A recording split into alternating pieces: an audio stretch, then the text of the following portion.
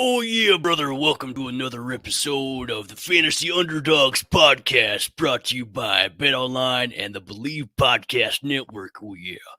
We're back and better than ever. All eyes are on the gridiron as teams are back on for another football season. As always, BetOnline is your number one spot for the pro and college action this season. With a new updated site and interface, even more odds, props, and contests, BetOnline continues to be the number one source for everything football. Head to the website or use your mobile device to sign up today to receive your 50% welcome bonus on your first deposit. Don't forget to use our promo code BELIEVE, BLEAV, to receive your bonus. From football, basketball, boxing, right to your favorite Vegas casino games, don't wait to take advantage of the all-amazing offers available for the 2021 season.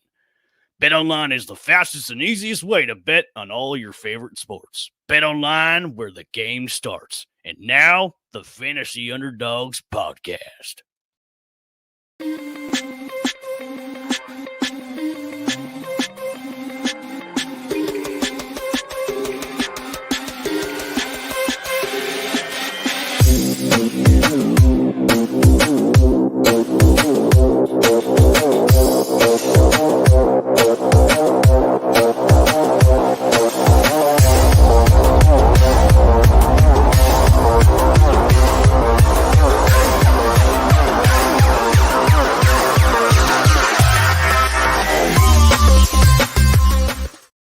And welcome everybody to another episode of the Fantasy Underdogs podcast, brought to you by the Believe Podcast Network and BetOnline.ag. I really have to change that promo. It's terrible. It makes me cry laughing every single time it plays, just because I picture you sitting there recording it with the voice, and it's amazing. I did it in one take too. I was like, you know what? I want to get creative with these promos, and because I wanted to do a new one each week, and I've just been lazy to re-record it. Because now since we're going near Halloween, I was gonna do like a Halloween voice. Little spooky voice? Yeah, like like, hello, like, I don't know, something stupid, but like every time I hear like, oh yeah, brother, it's like, God, it sounds so bad. Ugh. I picture jorts, like hardcore jorts. Yeah, the Macho Man with the Macho Man sunglasses and everything. It's like, man, let's do something funny. I'm like, but every time I hear, oh yeah, brother, I'm like, I just need to do something different with that. Anyways, thanks for joining in. It's another episode of the Fantasy Underdogs podcast. You can join us every Monday, Thursday, and Sunday for our fantasy football advice and also NFL news and notes. We have a very special guest with us today. It's Sam Cardona from The Girl Who Talks Sports. Sam, thanks for joining us today. How are you? I am doing great. Thank you guys so much for having me on. This is going to be a blast. I always enjoy doing content with Jordan, so I know I'm going to enjoy doing content with you, Evan. So I am super excited. Well, thank you. Yeah, we like to have a little fun on the show, as you can tell by the dumb promos that I cut before the show. So yeah, it'll be fun. So we've got a great show tonight. Did you survive the Byepocalypse that just happened for Week 7 in fantasy? The Bengals are seemingly good. There's trouble in Kansas City. We did actually have a trade go on about an hour ago involving your Philadelphia Eagles, Sam, and the New York Jets. And we're going to go into trade deadline coming up, which teams could actually blow it up at the deadline with their prospective teams, making some fire sales probably to just blow it up and just say, throw in the towel, I'm done for tonight. And should the 49ers maybe sit Jimmy G going forward? So let's go into the Cincinnati Bengals.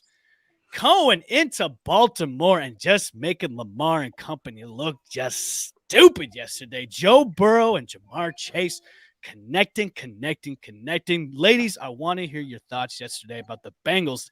No longer the Bungles beating the Ravens yesterday in Baltimore.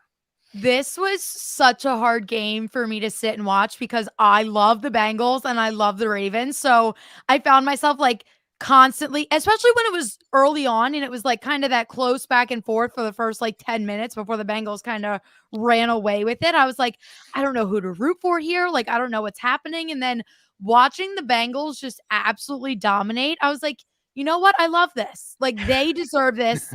Bengals fans deserve this. After everything Joe Burrow had to go through last year with the injury, after their draft, I roasted the crap out of the Bengals after their draft just because I was so upset they didn't take Sewell. I was so frustrated they took Chase. And now Burrow and Chase have this beautiful relationship. They're killing it. Jamar Chase, right now, if you ask me today, rookie of the year. I think he's earned his case better than any quarterback. He's just making noise consistently. So it was great for me to watch. And the Ravens are great. And everything they've been able to do is fantastic. Everything Lamar has been able to do is great. If he's not in MVP conversations, I just think that's idiotic because he is carrying this team all on his own. But nobody expected anything from the Ravens, and they've been able to kind of execute. So now that the Bengals can kind of come in and make some noise too, it's super exciting. This division's just awesome. Sam, I got to ask you, like, is this momentum sustainable for the Bengals? Because, like, it's just every single week it looks like they're getting better. Like, it's clicking on all cylinders. And listen, I was one of their biggest critics too in the draft, just like you, Jordan. Like, why go after another offensive weapon when you need to have protection for Joe Burrow? And it's been smart so far. Like, Jamar Chase and Joe Burrow, who played together in college, are like 207 yards receiving yesterday. And Chase doesn't even know really how good he is just yet. He's just like nonchalant. Yeah, it was good. Yeah, we just connected and everything. So, going forward, I mean, right now they're tied with the Ravens for the division lead. Can this momentum be sustainable for them going forward for the Bengals? I don't see why it can't be. I see the Bengals in this game, and this is, I think, one of the best games the Bengals have ever had against the Ravens in history. So just going off of that should be very telling. This is a divisional game, and it's going to happen twice a year, every year, forever. So I don't see why the Bengals can't continue to get better because Joe Burrow is finding himself again. Like, we saw it last year going into the season, and when he went down, I think it was week 10, like his momentum just stopped. So now he's using this season to build it back up again, and he has his buddy Jamar on the team. And again, I fell in the same category as you guys. Jordan and I had extensive conversations about how mad we were about the Bengals not picking Sewell. It was furious. horrid. I was fuming. I was literally screaming because I love Joe Burrow. I do not want to see him get hurt again. I want to see him playing in this 400 plus yards, 3 touchdown kind of games, which I think it broke history in terms of the Bengals versus the Ravens. It's the first time it's ever happened to an opposing quarterback. So between Joe Burrow getting his momentum back, Jamar Chase realizing what an amazing receiver he is. Yes, the offensive line needs work, but now they know they can work on that, and they're literally just going to get better. Because if this is how they are with a weak offensive line, imagine next year after another offseason where they can work on their offensive line. This division is going to get insane the next couple of years. Defense went in there, held the Baltimore Ravens to 17 points, which you normally don't see. Yeah. I mean, the Bengals have the Jets next week. Baltimore has a week off before hosting Minnesota. I mean, that's another W for the Bengals next week, going against the Jets, who are probably now going to be led by Joe Flacco, who was traded back to the Jets today from the Eagles. I know we were talking pre-show, and like, Jordan, you're all now Minshew is your boy. That's oh yeah. I want to make it known. I want to put it on the record right now that I am naming Gardner Minshew as my QB1 for Philadelphia. I have defended Jalen Hurts a lot. I'm now ready for Gardner. Like, full on, it's time. So you remember that trade I was telling you about where I traded, one of my leagues for Chris Carson for Jamar Chase, and one of the guys in the league was furious about it. Yes. Obviously. Like, each and every week we were in our message boards going, dude, this trade is now every single week is making him even more infuriated. And like, the thing is, like, it didn't even happen to him. He's just mad because the trade went down. Like, each and every week now, it's like even more pissing him off, which is fine by me. I love it. Like, I love him being mad because of the trade that worked out in my favor. But it just seemed like I cringe sometimes when Jamar Chase does really, really well. And this past week, he had like over 30 points in fantasy. You have to enjoy. That was a fair trade. It was at the time. It was, yes. Yes, that it made sense. Now you can just kind of enjoy it. I was in a situation where I'm in a 32-person fantasy league, which is it's insane. It's insanity. But I had Elijah Mitchell, Devin Singletary, who's done nothing. Elijah Mitchell got hurt. I had Juju. Juju went down. Like all of these things, I had Dallas Goedert. Dallas Goedert was on the COVID. Like there were so many things happening. I had to trade Najee Harris. Like I was just forced to because I needed pieces. My team went off this week with like these average ass dudes that I just kind of compiled together, and it went on, and I won, and no one was expecting it. Now everyone's pissed because I traded Ben Roethlisberger, I traded Najee Harris for like these average dudes, and now my team is like doing well, and they're like, "Where did this come from?" My I was makeshift back into a team. wall. Yeah, it started off great because you and I both picked up D'Ernest Johnson from Cleveland, and he went off with like that over was 23 beautiful. points. I picked him up in both leagues. And my makeshift team scored over 100 and something points for this week, and I won this week against somebody else. I am projected to win in all 3 fantasy leagues when I was getting screwed by the Byepocalypse. Very so nice. I made it out alive. Yes, we both made it out alive for the Byepocalypse. Yes. I was. Sam, how did you do in our league this week? I did not win. However, I did not have too many people that were on a bye.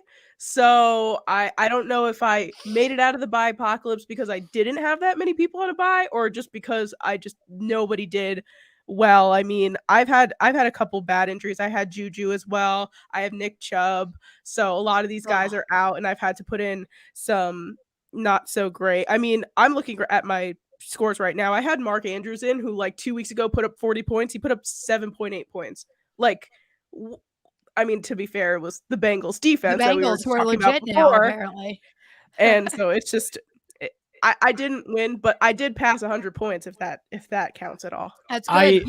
In that league, I'm up by 15. He has Jameis Winston, and I have Tyler Lockett. So I should be good. I would say, yeah, Tyler Lockett's going to put up more. That's the only iffy one. Yeah. I don't know. Geno Smith's in tonight, isn't he? Yes. Yes, it's still Geno. Listen, Russell Wilson may be back next week. Apparently, they took the tape off his fingers. He should be available to go this coming week. That's exciting. They need that. I was scrounging for quarterbacks in my league because Russell Wilson's my starter, and I had Sam Darnold for a while, and I was like, you know what? I'm done with Darnold. He sucks. I don't trust him this week. So I was looking at the waivers. Matt Ryan was still there. Tua was still there. I was like, you know what? I'm going to pick up Tua and Matt Ryan. And Matt Ryan did pretty good. Had a couple touchdowns, over 200 yards passing. But then Tua went off. I was like, man, I could have started either one of them. But I still won anyways, even though I had Matt Ryan starting as my quarterback. It was nice. The Byepocalypse, which I was very nervous about, I survived. So I'm happy. Yeah, we all made it out alive. So another team that didn't really seem to survive were the Kansas City Chiefs. Is it time to maybe push the panic button for the Chiefs? Are they in trouble? Is it the Super Bowl hangover for real for them because they just look out of sorts? Patty Mahomes getting knocked around. He was in concussion protocol. He did seem okay, but like this team is a mess right now, and they just got demolished. Derrick Henry had a passing touchdown yesterday, which tells you something that something is going on in KC. Jordan, what do the Chiefs need to do to right this ship, or are they done? Are they cooked? I honestly think this season they're cooked. Just because, well, one, it just feels like the curse of Patrick Mahomes becoming a father. And at first, I don't know why that happens. Quarterbacks have children and then they forget how to play that next. I don't know if it's sleep deprivation. Like, I don't know what it is. Evan, who is a father. I'm in. I don't get sleep deprived, though. But here's the thing. Okay. I blame it maybe on his brother. Because his brother is a tool. And when you do a TikTok dance on Sean Taylor's number. Yeah. That was not good. That could be a curse bad. for your team. Yeah. No. So there are a lot of things going against Patrick Mahomes right now, but he just doesn't look super comfortable. And like in the Super Bowl, there was a lot of things not working for them, but Patrick Mahomes was still working. So you were like, okay, like they'll be able to figure out it's fine. But when you have these holes and then you don't have Patrick Mahomes being himself, it really just doesn't feel, even like the receivers, like Patrick Mahomes has thrown an interception had a turnover in every single one of his last 6 games, multiple turnovers in each of the last 3 games. But like a lot of them aren't his fault necessarily. Like he's throwing to receivers and they're like jumping off their hands and like it's happening over and over again. So it's like the whole team is just weird. They focus so much on their offense. Their offensive line still isn't doing great. They kind of rebuilt that, but it's not holding them together. And then they spent all this time on their offense. Their offense can't really do much right now. And then their defense is, I don't want to say god awful, but it's not good. Maybe right abysmal is the word that comes to mind. Abysmal, yeah, I think that's fair. So there's just so many things that I would be shocked if they are able to make the playoffs at this point. I mean, just because you see the Chiefs and the Chargers and the Raiders out here doing very, very well. Yeah. I'm not one for superstitions, but I mean, he shared the cover with Brady. I was going to say that. And, Brady is a supernatural force himself. So you share with Brady. Your brother does the dance on Sean Taylor's number. I'm just saying. And the Madden curse is for real. So let me tell you, the last time, so this is the second time Patrick Mahomes was on the Madden cover. The first time, you want to know what it was? He popped his knee out in that Denver game. Yes.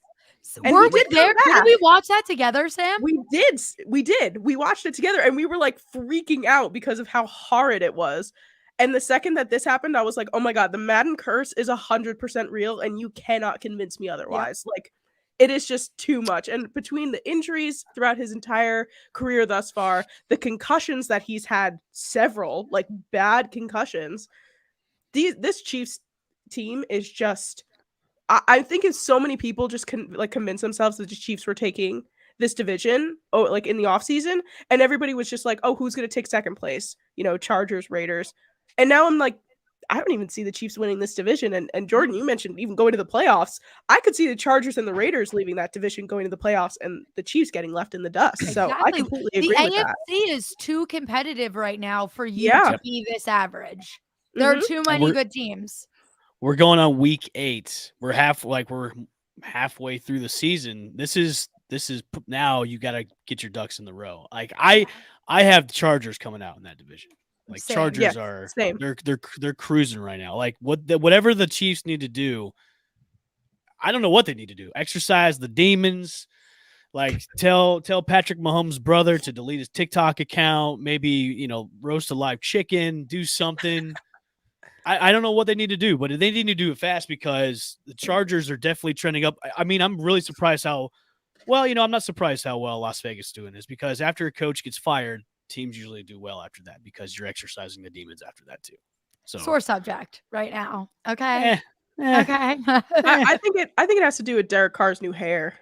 I think that's giving him the power. You think so? Honestly, he is not a man. He's a mountain. He's a guy that was put together in a lab. He's a mountain. He's a freak. He is Sid from Toy Story. Yes. As they said on Twitter, he is the guy that you create in Madden to dominate everybody. And he is that guy. Like he could be he's probably going to be maybe the MVP yet again, another 2,000-yard rushing season again. This guy, and he's throwing touchdowns now. Like Tannehill move over. You got a new starting quarterback in Derrick Henry now. Like that's the dude's unbelievable. All right, let's move on to the Colts 49ers game. Lots of talk after this game where Jimmy G, I know he's a beautiful man. He's got great hair, great stubble. I mean, one of the best in the the 5 o'clock shadow game. But is it time to move on from Jimmy G? Yes. Okay. I know Mike Shanahan or Kyle Shanahan is just like, yeah, I guess for now. But you drafted Trey Lance for a reason. Trade Jimmy G. I mean, he has some value. I mean, he could go over to Houston if you want. Ooh. I feel like Houston's where you send people to just die. But Trey Lance, like, he isn't a perfect quarterback yet. Like, there's still some things that he has to work on to get there. But I think at this point, you have a better chance winning games with Trey Lance than you do with Jimmy Garoppolo. And Trey Lance is going to make mistakes, but I think at this point, you just throw him out there and you kind of let him learn. And I feel like once they get Trey Lance out there, then Kyle Shanahan, because he's a brilliant offensive mind, and he's kind of been like all over the place, and it hasn't felt consistent. I think once you figure out, like, all right, we're rolling with Trey Lance, then the offense knows kind of how to function better under, like, knowing who their quarterback is going to be. So I just think it's the best chance for them to make any sort of run, because that division is also brutal, and it's going to take a lot for them to be able to make a playoff push at this point. Right now, the Rams and the Cardinals now are just ridiculous, and the Rams, of course, are in second place. I mean, I don't think Seattle's going to recover from Russ being out for so long. So the Niners got to fight it out with Seattle for maybe third place. I just don't see it happening for them, but making the. If I was San Fran, I would go, well, our backfield's a mess all the time. We can maybe get some value out of Jimmy G if we trade him at the deadline. Which brings me to my next segment. Which teams are going to blow it up at the trade deadline? Of course, there's some rumors going around, heating up so far. Deshaun Watson may be on a move. 3 teams may be involved, which could be the weirdest 3-team trade ever in NFL history. But I wanted to get your girls' opinion about these teams that could possibly blow it up, and what could they do at the trade deadline that can make their team better, possibly for next year or maybe going forward. So let's start first with the Detroit Lions. What do they sad? They were maybe kind of winning on Sunday and then just fell flat on their faces again. I feel like every week it's like that. Like they are so close every week. Like it comes down to a field goal a lot of the times that the other team is kicking with like 3 seconds left and they lose. It's really sad. Yeah, I feel really bad for the Lions. It's frustrating too, because right now it feels like they need to make a move. If they had so many free agent wide receivers going into the season that they just didn't re-sign. And I was kind of like, well, why? Because like you went out and got Jared Goff. Like you're making it seem like you're trying to hold yourself together, but then you're also not doing anything to hold yourself together. Their head coach is bashing Jared Goff when it's like, what do you want him to do when like his only option is TJ Hawkinson? Like they're the only 2 good people on this roster, realistically. So I think what they should do is go out. If they could get a stud running back or a stud receiver, like if they could do something to kind of give Jared Goff another option, a consistent option, I think it gives them the best chance. But there's so much that they need on both sides of the ball, but I think that should be their number 1 priority, because if Jared Goff has someone to go to, it makes it a little bit better for them. Got a comment from Jill Banks. Next week, the Lions should get their first win. Well, we'll see. Against the Eagles. Against the freaking Eagles. If the Eagles lose to the Lions, it could happen. It easily could happen, which is the scariest thing ever. It's very possible. Jordan, you mentioned a team earlier that is a place where players really go to die. The Houston Texans. Sam, I want your opinion about the Houston Texans, because it's a mess over there, of course, as we all know. Davis Mills is their starting quarterback, while Deshaun Watson just kind of sits around and does nothing. You know, I mean, we've been hearing so much in the past, even at the beginning of the season, and now past week and a half, the rumors are now flying up again. They're heating up that a deal might get done. Could a deal get done, and how much could they get back if Deshaun Watson gets traded, or if they do any kind of moves? What do the Houston Texans really need to do? What I think is going to happen is that Deshaun will not be a Texan by the end of this year. However, where he goes is going to be like a whole different thing, and whether or not he plays is a whole different thing. However, I genuinely think him being on the Texans is not doing anyone any good. So he's just going to dip, and they're going to get as much as they can out of him. You know, they're still asking, I think, for 1st-round picks. And I'm like, at this point, with the headache that comes with him, you can't ask for that. Nobody's going to want to give you that. 2nd-round picks, okay, maybe a trade with another player. I would understand that. But in terms of where he goes, I don't think he's going to be able to do anything. It's that what's keeping him in this talks is that he's still getting paid by the Right. Texans. So they're not putting him on the exempt list or anything. So when he leaves, it's going to be a different thing. But Texans are going to get something for him, and that's going to be the bottom line because he's not staying there.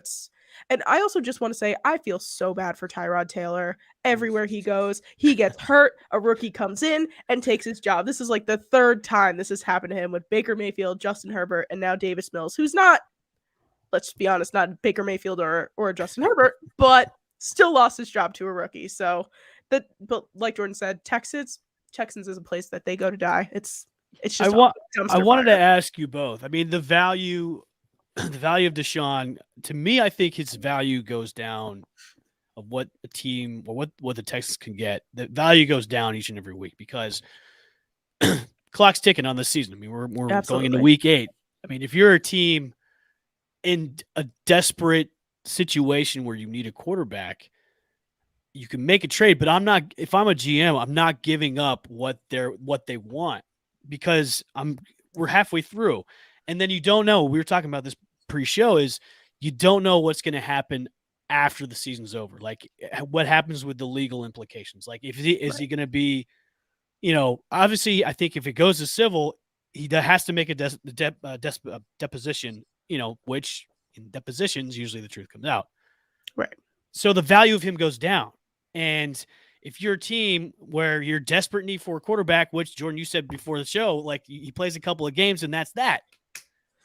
So I honestly don't think a deal is going to get done. If it happens after the season, yeah, I can see that. I don't think anything's going to go on this season at all. You're gonna have so many rumors fly around before the deadline. It's going to happen. Oh, it's coming. Houston's making a deal with Miami. It's coming. But to me, if I'm Miami, which brings me to my next team for you two to talk about. If I'm Miami, I say no to this. Like I know you may get Deshaun, but I honestly think give more time to Tua. Like I've bashed Tua before, but give him more time. If I'm Miami, I'm saying, you know what? I'm going to let somebody else handle this. Like Carolina maybe go after him. Maybe Philly needs to go after him, but Deshaun says no to Philly. But if I'm Miami had so much potential this year, but it's just nothing's been clicking right. I think maybe the loss of Ryan Fitzpatrick maybe have done that, but that's another situation. What do you think Miami needs to do to blow it up? Should they blow it up? Should they make any kind of moves at the trade deadline or just wait until next season? If they are going to they just need to focus on their offensive line. Yeah. I think once they do that, things start falling into place. Tua has more time because if you look at their roster, it's not that bad. It's not that bad. It's literally just their O-line. A lot of their problems seem to be coaching, which I can't even believe I'm saying but it's not just like Brian Flores, like it's offensive coordinator, it's defense. Like a lot of the decisions that they're making kind of leave me like, what the heck are you thinking? So I really think you look at Miami's roster, you fix that O-line, you're in a much better position. So if they're going to do anything, that's what they should do. Don't, like Evan, like you kind of mentioned, I said it before the show, going after Deshaun Watson right now, it's giving up so much of your future to potentially win a couple of games this season. And then you have no idea how long that is going to be able to carry you moving forward because you have no idea if he is going to be able to play next season. So there are so many big question marks. Don't go after that. Save your draft capital. Work on your young quarterback, build an O-line around him, keep getting him weapons. Your defense is solid. Add to that here and there. You're in a good position. I think the Tua injury really screwed them because I think they were a playoff team this season and now they're just trying to play catch up. I don't know if they're going to be able to get it together to be able to make the playoffs because like we all talked about, AFC is just way too competitive right now. But it's not going to happen because I win that bet, with me and Chip, so I get $100. So I'm glad. I'm glad Miami's doing not well, but I also get money out of this. I mean, it's really good for my Eagles because now like it's looking like we're getting a top 3 pick, so I really can't complain about that. All right, my last team, Jacksonville Jaguars. I think they should trade their coach. And that's it. Yes. That's it. Trade their coach, trade Urban Meyer, and then you're good to go. Other than that, that's what Jacksonville needs to do. Trade your coach, and that is that. Honestly, I mean, because they're a good young team. You have a quarterback you could build around. Just go into next year. I don't think they need to do anything in the trade deadline. They just lost DJ Shark to the season for his injury. He's done. Just wait till the draft and build around your guy, and maybe trade Urban Meyer in the offseason or just buy him out. Ban him from the NFL. Yes. Just send him back to college. That's where he belongs. Honestly, he's probably going to go to the U.S. He's going to take the USC job. He's going to just say screw it at the end of the season. Shad Khan and be like, get out. Look, I'll buy you out. Go to USC. Have a nice life. I saw some rumors about Mike Tomlin going to USC. Possibly. What? Yeah. No, Aaron Rodgers is going to go to Pittsburgh and be with Mike Tomlin. That's what I want to happen. I don't know. Again, rumors. Who knows? But that's what I saw today, actually. I would sob uncontrollably. I would lose it. I don't know if that's a good move for Tomlin. I don't know. I'd rather see Tomlin come down to Tampa after Bruce Arians says, I'm done. It could be interesting. And then Aaron Rodgers comes down with him, and then they both have fun in Tampa Bay. Aaron Rodgers is not going to Tampa Bay. He says this all the time. No. I do not see Aaron Rodgers going to Tampa. Yeah, I could see Pittsburgh. I don't see Tampa. Why would you want to go stay in the cold weather when you can just kind of relax and there's no state tax? He's used to it. He's used to it already. Yeah. And he basically lives in California anyway. And I can go hang out with him. I'll go hang out with him and Shaylee. We'll drink tea and scotch. Watch The Big Lebowski. I'd rather see Eric Bieniemy go and coach at USC for that job, or Bieniemy take another head coach, or take a head coaching job in the league, because I'm sure there's going to be a few openings. I'm sure Bieniemy would do great in Las Vegas. He would, yes. Wow. Either that, or I thought he may have been good before the whole Deshaun Watson thing with the whole things he has going on. I thought he'd be a great fit down in Houston with him and Deshaun Watson. Before Deshaun Watson and his whole deal. So we'll see in the offseason. So, all right, ladies, the Monday Night Football game is about to happen in about 15, 20 minutes. Who do we got in this one? Seattle's, of course, without Russell Wilson tonight. Who do we got? Well, this is tough for me. I honestly feel like it's going to be a good game, but without Russ there and Seattle on the decline, I'm actually going to go with the Saints because they're coming off a bye week. They're rested. And I just feel like they're gonna come out on top the way they did with week 1 with the Packers. So I'm gonna go with the Saints here. I don't see Seattle doing, maybe if Russ was there, but not with Geno Smith. And I know Geno Smith. I'm a Giants fan. I know him. I just saw DK Metcalf on my screen. He has little vampire teeth stickered onto his wow, that was something to say. I'm going to go with the Saints, even though I really need Jameis Winston to have a terrible fantasy night. I just think they're going to get Seahawks. You don't have Chris Carson. You don't have Russell Wilson. I think it's just going to be tough for them. I think this is going to be close. I don't think it's going to be a blowout, but I do think Saints come out on top. Yeah, I've got the Saints in this one, even though I don't want the Saints to win because they're NFC South team and helps out the Bucs a lot because we face them next. Even though Jameis, it's funny how this team is keeping up with the rest of the pack, even though right. But yeah, without Russ, Seahawks don't really stand a chance. Although I think it might be a shitty game though. It's really, I just don't see a good game on this one. Not after that Sunday night game. I was bored to tears last night. What was so frustrating, going back to the Jimmy G conversation a little bit, Carson Wentz wasn't even having his best game this season. He was playing painfully average, and he still made Jimmy G look so bad. And I was like, oh my God. No, the Colts didn't win that game. The 49ers lost. They made so many mistakes, and it was just not good. And Jimmy G is just, I think he's, honestly, it's weird to say, but I feel like he's getting kind of old too. Jimmy G? And all his injuries. Yeah. I mean, he can't stay healthy to save his life. Well, he can't stay healthy. And I mean, between the stubble and the hair, the grays are coming out.